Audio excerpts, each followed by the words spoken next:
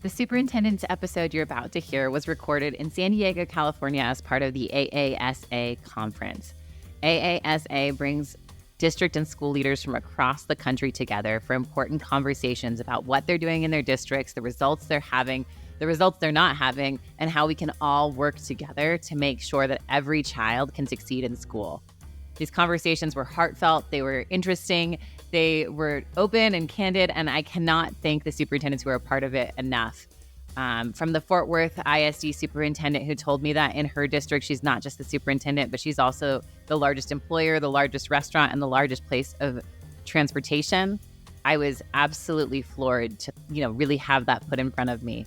And to the LAUSD superintendent who told us some real hard truths about staffing and about the different things that are happening for teachers and from leaders across the country. We had so many leaders stop to talk with us. They're mini episodes because they had places to be and conversations to have, but these were inspiring and we're so excited to share them with you. Thanks for being here on More Than a Test. All right, so Amira Learning here live from San Diego. We're really excited because Angélica Ramsey from Fort Worth ISD is here with us. I'm going to be really honest. I kind of chased you down because I was so excited to talk to you. Tell us a little bit about being the superintendent in Fort Worth. I love my job.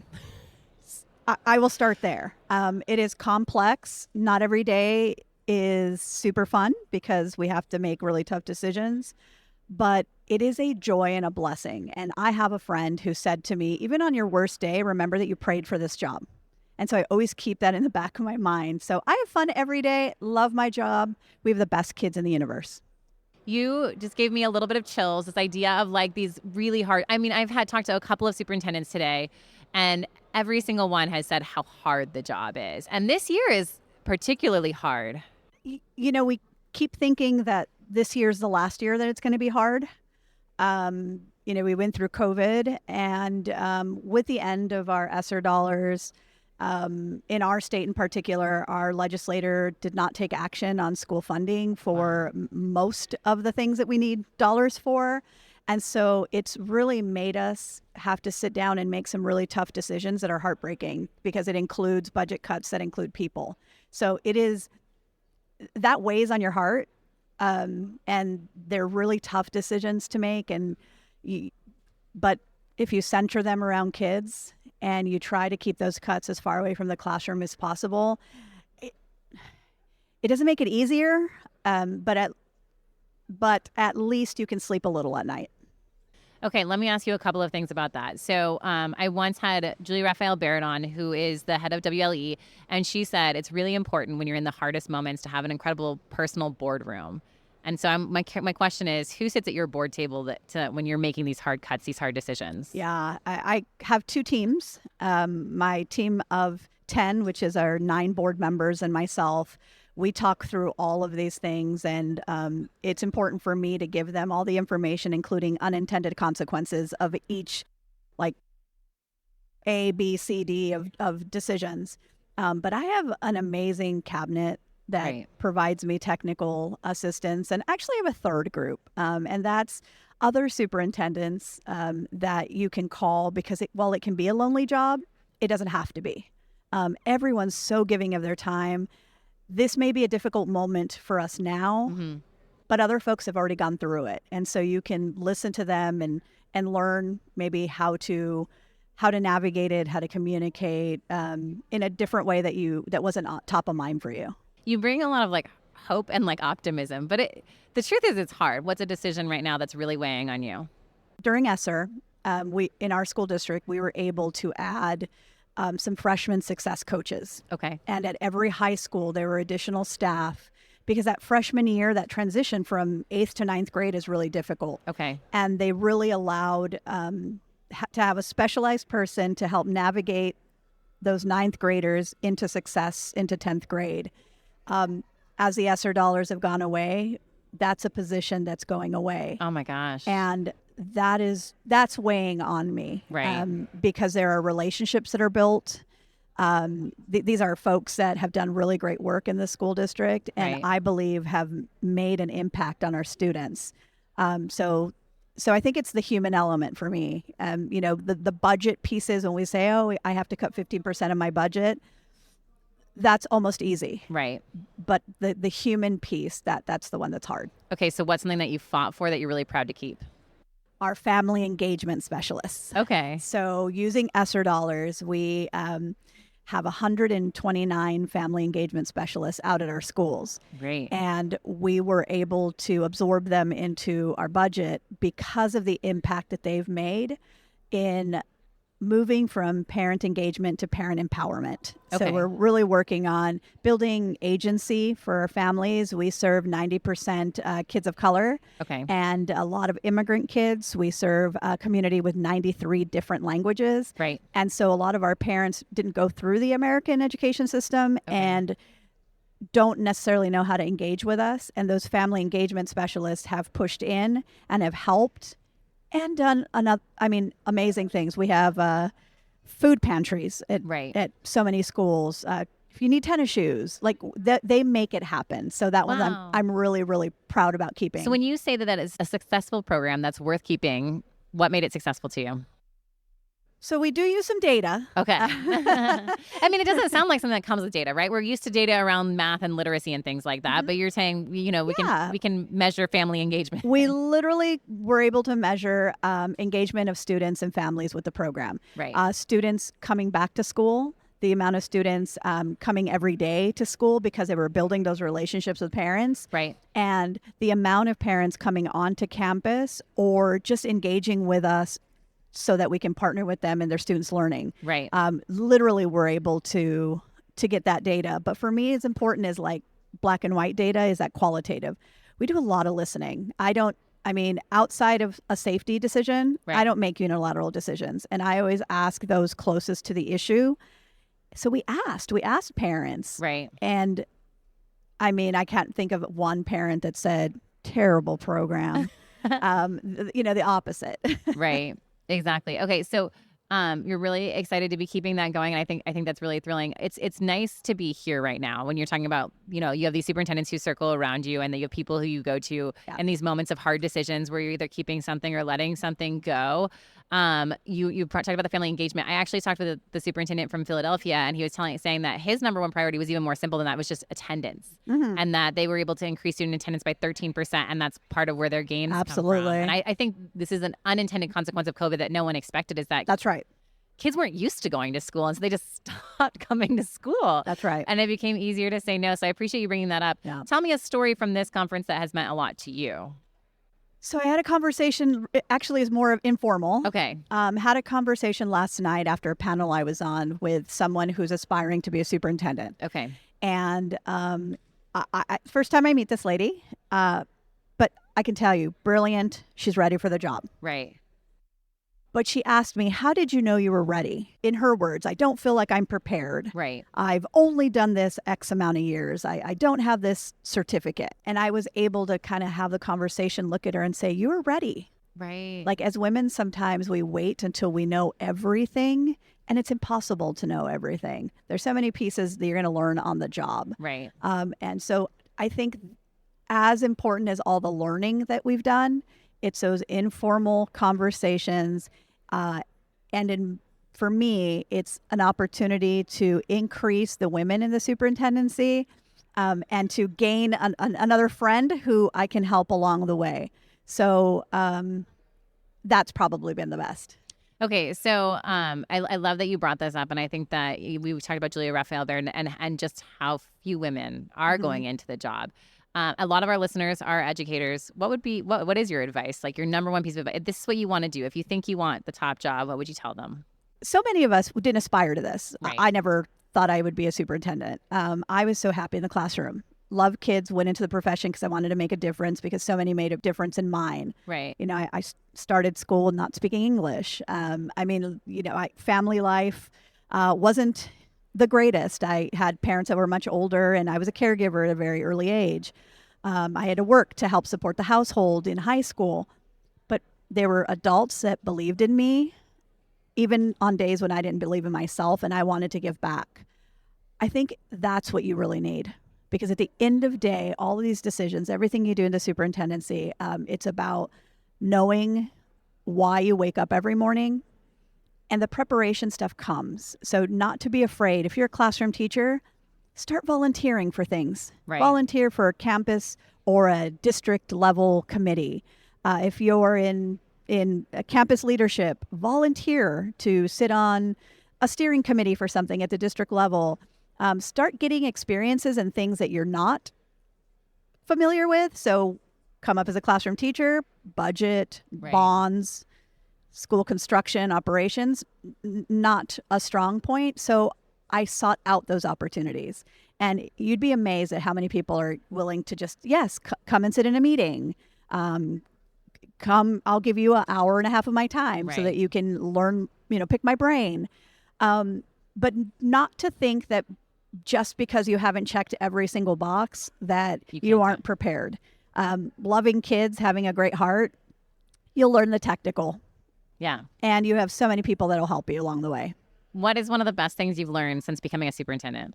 So in the classroom, I had kind of a limited, I just knew my students and I knew like my campus principal and my colleagues.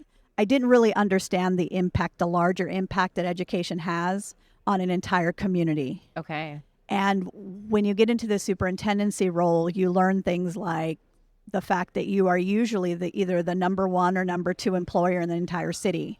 Wow. That you are the largest restaurant in town, right? We serve free breakfast and lunch to 74,000 students every day. Oh my gosh. That you're the largest transportation company in town. We provide free after school care for every child. Do you really? We do. So you really learn kind of that impact. At so many of our schools, twice a week, our families come by and we pass out food, including fresh fruit and vegetables. So you learn really about the impact. And in the classroom, I just understood my impact to my students. And now I understand how a school system makes a city, a county, a state, and the country a better place. That's incredible. I think it was Oakland Unified Superintendent was talking about how she's like, people think of me as running schools, but really I'm running $1 billion organization. That's right. Right. And so I love this, though. The biggest restaurant, the biggest transportation. I think it's its own community almost, its own city. It really is. Same thing. We're at $1.2 billion budget. Wow. We're about a $1.2 billion bond, 10,000 employees. And it's this very large ecosystem. I wish some days that all we did was teaching and learning. Right. And you can't ever forget that. So I spend 2 days a week in classrooms. Wow. I'm sitting on the floor with kindergartners, having a hard time getting up afterward. But it's important to be grounded because you can't lead from behind a desk. Yeah. But you do need to see that bigger, larger perspective. Wow. 2 days a week is a lot, though. I hear a lot of superintendents say they start their day or they start their week, but 2 days a week is a lot. It's my priority. That's awesome. Okay, let me ask you this. So one of the things a superintendent said earlier is that what makes it so great to be at this conference is you get people to like share the pain and share the joy with. When you think about the conversations you're having, what's some collective pain that's kind of happening across the country? Just one? You can pick as many as you want, but you have to have a collective joy next. I think what we're hearing, it does feel good to know that you're not alone. Right. Because sometimes you can get so absorbed and you think it's only our community, only my school district. Right. Across the country because of the expiration of ESSER dollars, we're seeing small fiscal cliffs to very large ones. Okay. We still have a little bit of divided politics in our school boards and in our school board meetings. And it does feel good. This is going to sound like a really weird statement, but it feels good to know that you're not the only one getting booed and picketed, at board meetings. Wow. Because it's not you, it's the position. Right. And since COVID, it just seems like any decision you make, there's a pro and a con base. Right. It's navigating those political waters have been difficult, but when you know you're not alone and you can hear from others as to how they've dealt with it, and some are having more success, and you can pick a little that and take that with you. Yeah, that's the best part. Honestly, like the joys, we all love our jobs, we love kids, we love what we do. Right. Like that's too easy. It's hearing that we're having similar challenges and that people have been successful in navigating it. I think we're seeing just all of us coalesce. Yeah. And as we're hearing more and more superintendents saying, "I'm done," I'm ready. I just the stress. Right. This isn't what I signed up for. All of the kind of those pieces. It's really good to have a place like AASA where we can come together and say, well, if not me, who? Right. And our children do need us. Right. And we need to build the next leaders, but we need to support the ones in place now.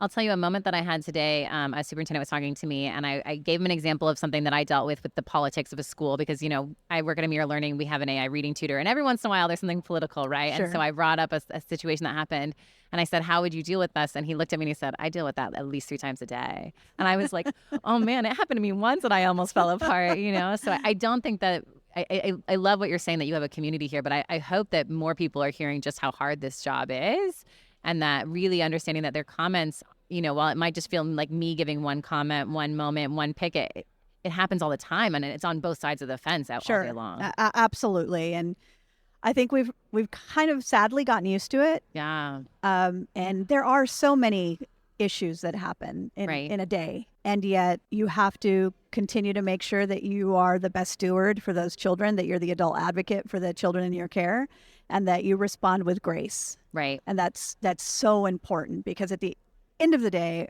our children are watching. Yeah. And we have to stay connected, find ways where we're more alike than we're different. And ultimately, I don't care what issue we're talking about. I think we can coalesce around, we want all children to learn. All right, and if we stay there. Yeah. Well, and let's bring that up. Okay. So we said, the pain that you're sharing. What's a joy that's kind of getting shared in that last couple of days? A lot of student success. Really? A lot of student success. So it feels like sometimes that the country moved on, COVID happened, it's over. Right. And yet we know that that's not true. And we're starting to hear stories of getting our students back on track. They're still not where they were in 2019, but it's really, it just fills my heart with joy to hear, okay, we can do this. We didn't lose a generation of learners. Right. Our teachers are not miracle workers. They cannot undo 7 years of, math. And in our state, it was 7 years of math progression in 1 year. Right. But we know how to do this. Our teachers take kids from every walk of life, every ability level, and make it happen. It's just about what supports we're learning. Like, what supports did you put in place for your teachers? How did you build capacity of your campus leaders to get that done? What does an accountability walk look like? Right. Those are the joys to hear. One, stuff that you're like, oh, we're on the right track because we're doing that too. Right. And just to hear that we're not anywhere near over COVID, but we're going in the right direction. It's trending in the right direction. Yeah, I'm sure that does feel really good. I always feel a lot of joy when teachers come on to a Zoom with me, because I run our teacher engagement team, and they come on and they can't remember how to unmute, and I'm like, okay, we're getting farther and farther away from COVID, right? If they can't remember how to unmute on Zoom, we're doing really great. I really appreciate this conversation. One of the things that you're known for is being somewhat innovative in Texas. I think that you kind of have a lovely blend, at least when I read about you, is this homegrown, this is your family, this is your whatever. And also you have really great ideas and you're doing things that other people aren't. How do you make space for innovation when you're also trying to keep the lights on at the biggest restaurant in town and the biggest transportation place in town? It kind of goes back for us in our theory of action, right? And ensuring that we have a space for that earned autonomy. Okay. I listen a lot. Right. I have all kinds of advisories. One is our principal advisory. From that group, they said to us, we really would like a state of the schools where principals come and say, here's where we're at. This is what we need.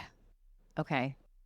It's in those spaces that they'll say, I would like to try this different. I would like to do this in a new way. I have this amazing young, hungry teacher that has this great idea. Wow.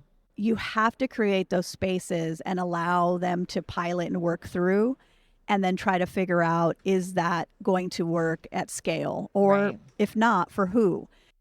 In our district, we use academic return on investment. Okay. But it isn't just about dollars spent. It's about trying to figure out what initiatives and programs we have that work and for what students. Right. Because it isn't just keep or get rid of. Right. Because it can be tweaking.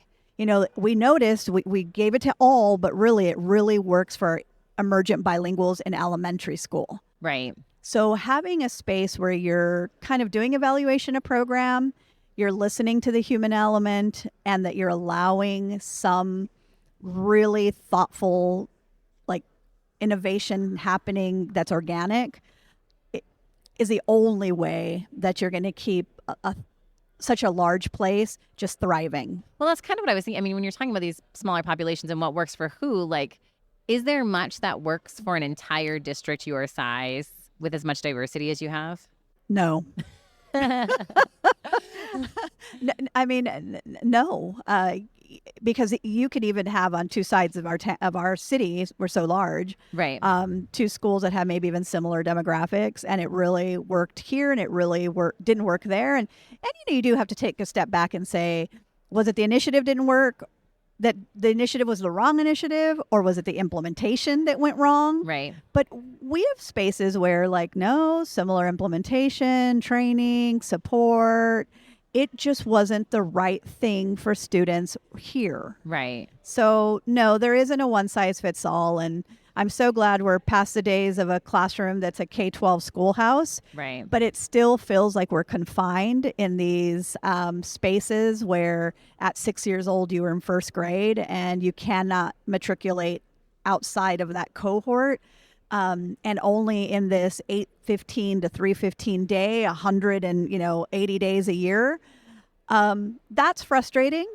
So you have to find ways around. So we have a lot of programming like Montessori and applied learning centers, and just different pathways for students that learn differently.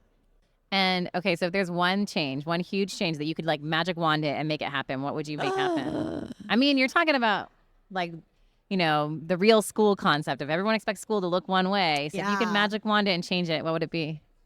I'm going to get fired if I say it, though. You get swimming pools everywhere? Yeah, no. It would be getting away from this 9.5 month academic a year-round year. Or something it really would. It. Yeah. I'm not sure if it's a 12-month program. Right. But allowing that summer slide is really hurtful for the students that need it the most. Right. With that, every legislator and every governor, I wish that we would hear and not do, teachers are great. Pay our teachers. Right. Our teachers deserve to be paid well. Right. I mean, starting six figures. Yeah. And they would work 12 months. Right. So that they're not trying to catch up all the time. We're literally asking teachers in our district, because we have extended day. Right. Our students are in school 173 instructional days. Okay. We're asking them to do 12 months of work in 173 days. Right. Oh, but wait, there's state testing days. Right. Oh, but wait, there's the day before a holiday. Oh, but wait, there's this, there's that. And oh, but wait, they're coming in a year behind. So we're not talking about 1 year. We're talking about 2 years growth. That's right. Wow. And so we keep the system in place and we say, figure it out in this weird system that doesn't work. In any other space, whether it's private business or not, we would look at the structure and get some options on how the structure could best fit what our students need. We don't do that. Yeah. We continue to stay at school should start around this time, should end around this time, and somehow make it so. Yeah. And it's really frustrating for our teachers, because what it does is it leaves it up to them, and you must be a miracle worker. Right. And impossible circumstances. And they work magic. It's true.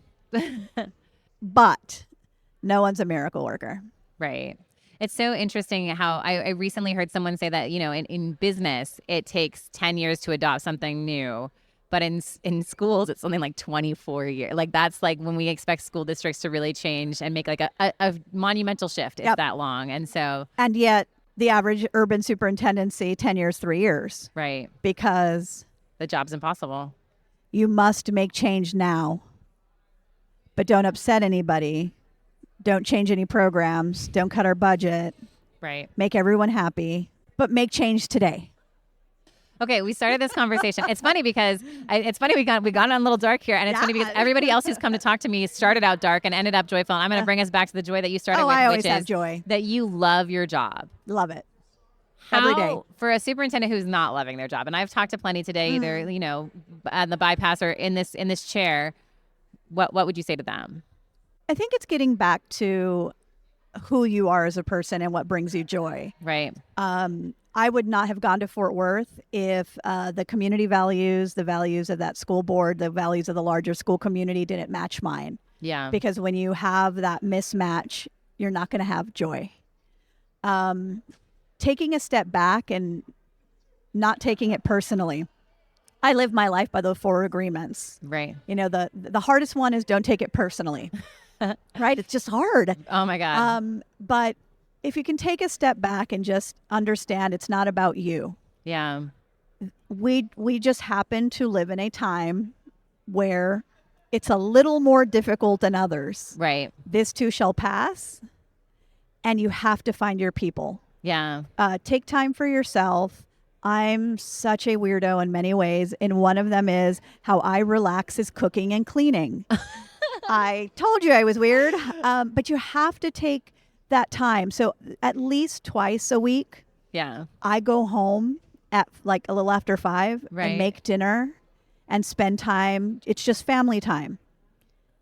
Now at 7 o'clock, I go back into work mode. Right.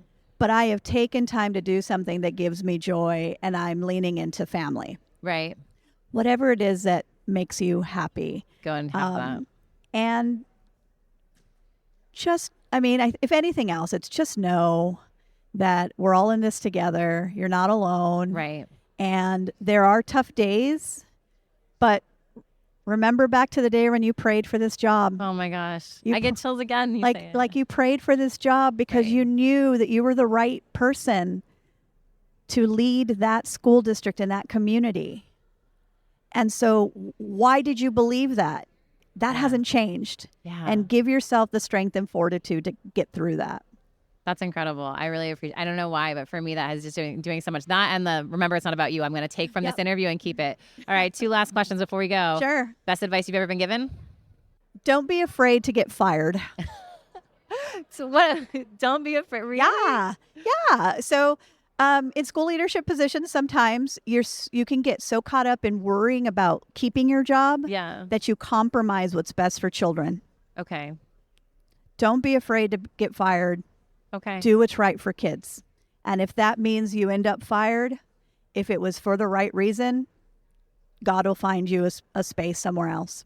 All right. And one book you think everyone should read? Oh, yeah. I'm going to go back to the 4 agreements, honestly. Really? I think that if it while it's so simple that, the Toltec's 4 agreements for life, it's a leadership book, but it's a life book.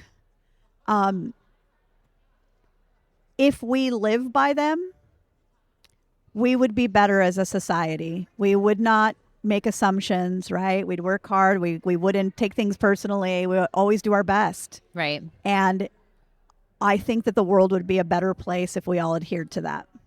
All right. I actually haven't read it, so I'm going to put it on my list. It's a quick read, too. Oh, good. Those are my favorite. I'm a big reader, actually. And I love a lot of the things that you're saying just totally resonate with me. So I really appreciate your time. I appreciate you making some time. I know you're super busy on panels and things like that. It's been a great conversation. So I really enjoyed it. Me too. Thank you. Thank you. Thanks for joining us on the More Than a Test podcast. If you found this conversation valuable, subscribe to our YouTube channel and find us on your favorite podcast platform. At Amira Learning, we believe every child deserves a chance to become a reader, and we're excited to be part of this conversation. See you next week, and thanks for joining.